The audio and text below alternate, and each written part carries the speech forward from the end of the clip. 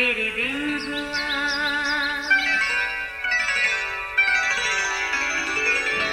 नया फिर दिन हुआ, पुरानी रात का करे सो शुक्र हम खुदा की जात का, खुदा की जात का, नया फिर दिन हुआ।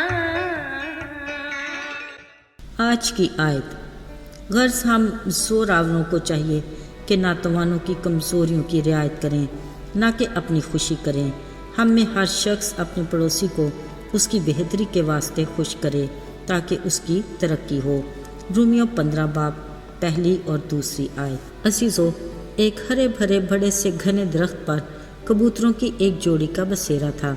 उन्होंने मजबूत शाखों के बीच ऐसी जगह अपना घोंसला बनाया जहाँ वो हर मौसम में महफूज रहते। वो बड़े खुश थे कि पूरे दरख्त पर बस उन्हीं का राज है। वो कभी एक शाख पर बैठे गुटर गुं करते, कभी दूसरी शाख पर, फिर जब कभी जी चाहता दाना दुनका चुगने आसपास कहीं चले जाते। यूँ ज़िंदगी बगैर किसी की दखल अंदाजी के अच्छे से गुजर रही थी।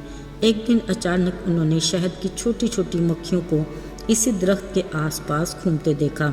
शायद वो भी अपना कोई ठिकाना ढूंढ रही थी। फिर चंद दिनों में ही कबूतरों का शक यकीन में बदल गया।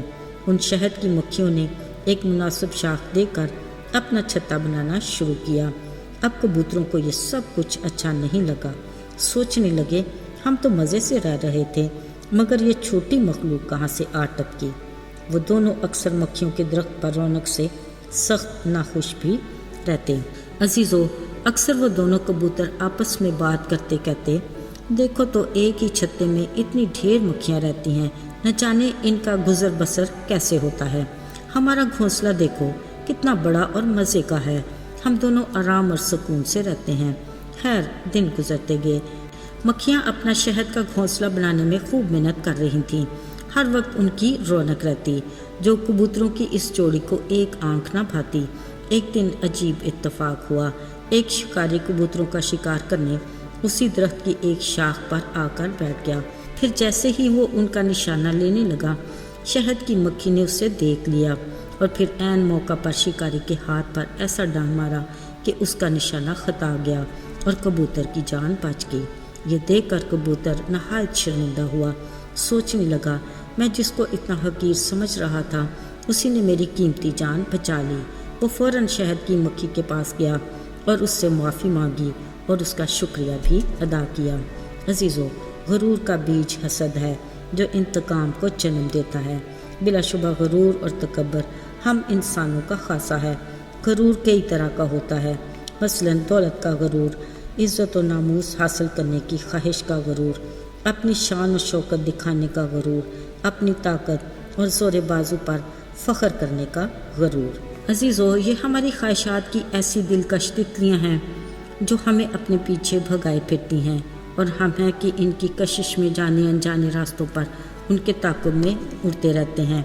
अपने असली दुश्मन के बछाए जाल में भी फंस कर ख़तरों में पड़ जाते हैं। याद रहे, हमारी ऐसी कैफियत हमारे दुश्मन के लिए तो खुशकुन हो सकती है, मगर हमारे खालिक खुदा के लिए नाकाबिल बर्दाश्त है।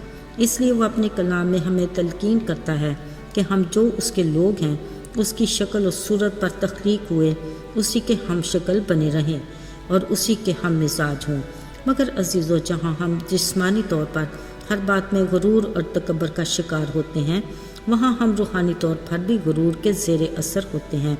खुदा के इरफान और पहचान और उसकी रफ़ाकत में आगे बढ़ते रहना अच्छी और तामीरी बात है, मगर मसीह में हम अपने इस मकाम पर ख़ुद को गैर मामूली और मुनफरद ही समझने लग जाते हैं। सोचते हैं शायद हम दूसरों से ज़्यादा खुदा के ज़्यादा पसंदीदा और मंसूर नज़र हैं। मुझे याद पड़ता है, एक खुदा के बंदे ने बड़े फ़ख्र से कहा, जनाब, मैंने जिस जगह घर बनाने का प्लान किया हुआ है वहाँ उस एरिए में पानी की कमी है, मगर खुदा ने सारे चश्मों का रुख मोड़कर मेरे प्लॉट की तरफ कर दिया है। मतलब बस मैं ही खुदा का प्यारा हूँ, इसलिए उस जगह का सारा पानी खुदा ने सिर्फ मेरी ज़मीन में ही डाल दिया है। अजीज़ों, याद रहे, खुदा किसी का तरफदार नहीं, وہ اس طرح کے روحانی غرور اور تکبر کو پسند نہیں کرتا۔ اس کی نظر میں ہماری روحانی زندگی کا معیار ہمارا نہیں، اس کی اپنی پرکھ ہے۔ خدا نے فرمایا، زوراوروں کو چاہیے کہ ناتوانوں کی کمزوریوں کی رعایت کریں، نہ کہ اپنی خوشی کریں۔ اگر ہم روحانی طور پر ایمان اور مسیح کی رفاقت میں زیادہ مضبوط ہیں، ہمارا فرض ہے کہ ہم کم ایمان والوں کی کم اعتقادی میں مضبوطی کا وسیلہ بنیں۔ خدا کے بندہ پالوس رسول نے خدا کی روح کی تحریک میں تاکید کی کہ ہم میں سے ہر شخص اپنے پڑوسی کو اس کی بہتری کے واسطے خوش کرے تاکہ اس کی ترقی ہو۔ یاد رہے، ہم یک دل یک جان ہو کر اپنے ہم ایمان ساتھیوں کی بہتری اور بھلائی اور ترقی کے لیے ایک دوسرے کا ہاتھ تھامیں، ان کی مدد کریں، ساتھ لے کر چلیں تاکہ کوئی پیچھے نہ رہ جائے۔ اس کے لیے کلیسیائی رفاقت میں اپنی خداداد صلاحیتوں کو بروئے کار لا کر ایک دوسرے کی روحانی ترقی کا باعث بنیں، اپنی گواہی سے دوسرے کے ایمان کی مضبوطی کا وسیلہ بنیں۔ عزیزو، ہمیں بطور مسیحی مسیح کے گھرانے کا فرد ہوتے اپنی ذمہ داری احسن طریقے سے سر انجام دینی چاہیے تاکہ مسیح کا بدن ترقی کرے اور مسیح کی محبت، معافی اور نجات کا پیغام آگے تک بڑھے۔ آئیے دعا کریں۔ اے ہمارے باپ، تو جو آسمان پر ہے، تو اگرچہ اونچے مقام پر رہتا ہے تو بھی تیرا بڑا فضل ہے کہ ہم زمین پر رہنے والوں کا خیال کرتا ہے۔ بس ہمیں اپنے لائق بنا تاکہ ہم تیری مرضی کے مطابق زندگی گزاریں، تاکہ ابدیت میں تیری رفاقت میں ہی رہیں۔